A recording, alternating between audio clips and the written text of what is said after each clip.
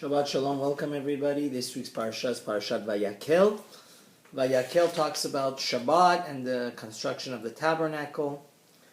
And the Torah tells us one of the most famous things that we're forbidden from doing on Shabbat, which is Lo teva'aru esh bechol moshvatechem b'yom HaShabbat. We're not allowed to kindle. We are not allowed to turn on light fire on Shabbat. And of course that includes not driving and so on and so forth, touching electricity. Now the ZOHAR, complementing of course the elementary and basic meaning, but there's a deeper meaning. Many Jews, thank God, observe the Shabbat. There's no challenge. It's no test for them to not turn on fire or make a barbecue. But the Zohar brings a new element, spiritual element, to what it means do not turn on fire on the day of Shabbat. And that means on Shabbat we have to be extraordinarily patient. Why? Because when we get angry, when we lose control, it's like we're sending our soul, heaven forbid, and our peace of mind into the furnace of hell, the furnace of Gehinnom. And the Ben Ish Chai actually brings commenting on a very interesting story in the Gemara in Gittin. Those people that learn the Daf Yomi would appreciate this. We know there was a couple that every Friday afternoon they would get into a quarrel. They would get into a fight.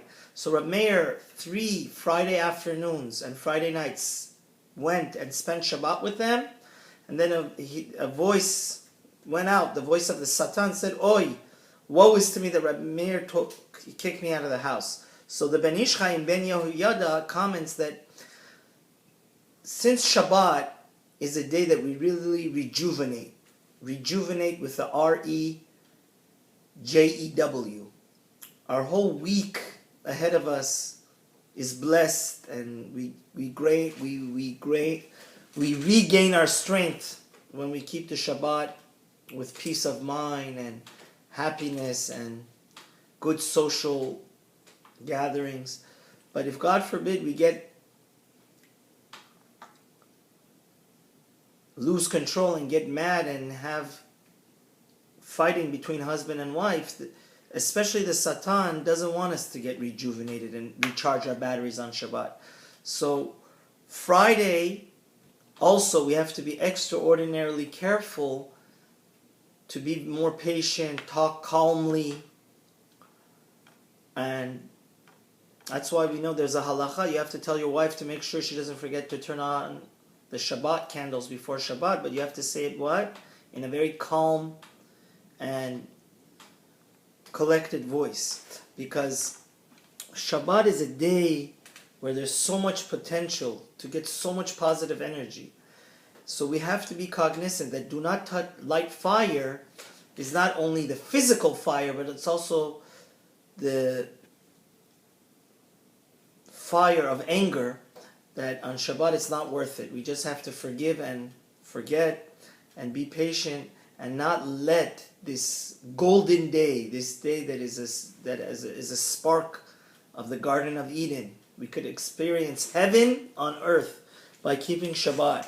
And the Al-Sheikh, going on the same theme, the great Al-Sheikh HaKadosh, says that also on Shabbat, what it means, do not light fire, is we have to be much more careful not to sin on Shabbat. Why? Because we have two souls.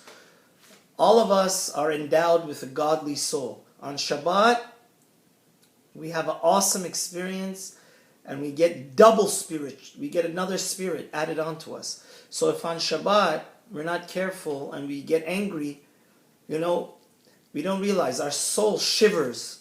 Our soul, it's the worst experience possible when we are depressed and angry and sin. It's like our soul totally shudders in pain because it's a godly and pure thing. So when it means do not light fire on Shabbat, it means since you have two souls on Shabbat, you should be extraordinarily sensitive to be patient, not get angry, not lose control, because getting angry is synonymous to idol worship.